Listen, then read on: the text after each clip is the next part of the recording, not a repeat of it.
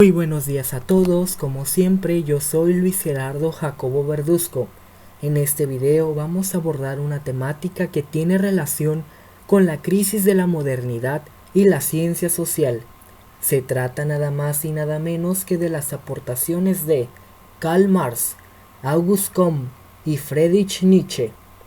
¿Por qué vamos a analizarlos a ellos? ¿Qué relación tienen con la modernidad? Bueno, pues una vez iniciada y desarrollada la modernidad, comienzan a surgir las posturas de análisis del individuo y la sociedad. Empiezan a analizarse críticamente los fenómenos sociales, como la Revolución Francesa, la Revolución Industrial, entre otros. A estas alturas ya están muy cuestionadas las verdades sociales absolutas. Por ejemplo, se empieza a poner en duda si los pobres son pobres porque Dios quiere.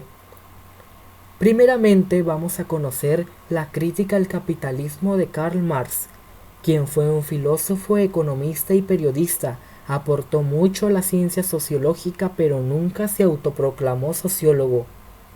Él es considerado como padre del socialismo científico, del materialismo histórico, entre otros atributos por su praxis social.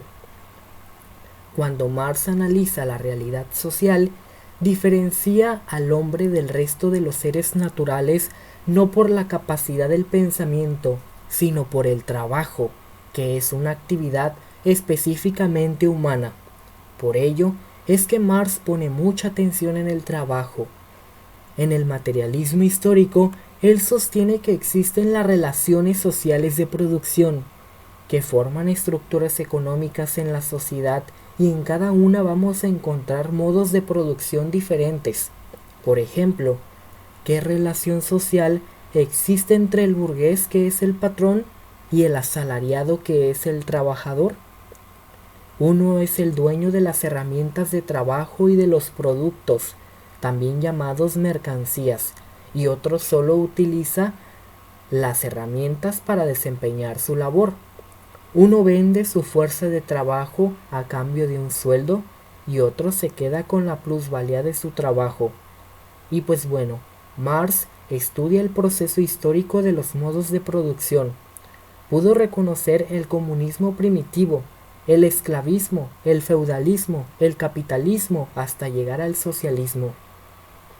Entonces, las relaciones sociales de producción, los modos de producción y las fuerzas productivas conforman una estructura económica. Además de esto, él nos habla de una superestructura que es jurídico-política. Aquí, él aborda toda una descripción de cómo el Estado y sus instituciones organizan a la sociedad civil.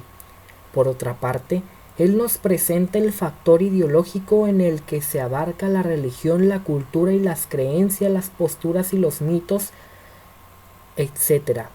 Protesta frente a la enajenación y alineación del hombre, pues concebirlo como un objeto o algo de su mano estaría en contra de su propia naturaleza. Al estudiar a varios filósofos, cae en cuenta que cuando el hombre es consciente de sí mismo y pueda autorreconocerse, podrá potencializarse y emanciparse de las fuerzas que lo aprisionan.